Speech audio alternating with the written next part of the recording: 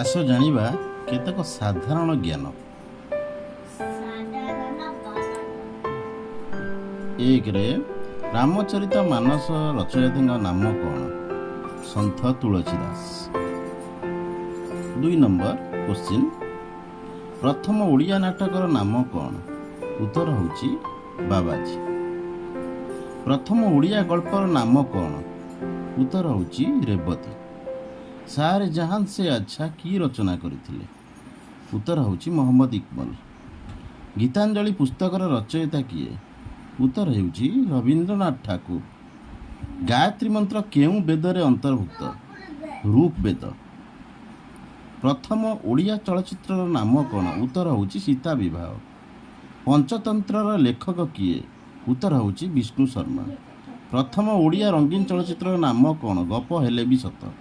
ଭାରତୀୟ ସମ୍ବିଧାନର ପ୍ରଣେତା କିଏ? Doctor B.R. ଆମ୍ବେଦକର।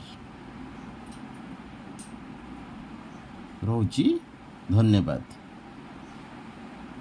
ସାଧାରଣ ଜ୍ଞାନଟି ଭଲ ଲାଗିଲେ ଏହାକୁ ଲାଇକ୍, ସେୟାର ଏବଂ ସବସ୍କ୍ରାଇବ୍ କରିବେ। ଜୟ ଜଗନ୍ନାଥ।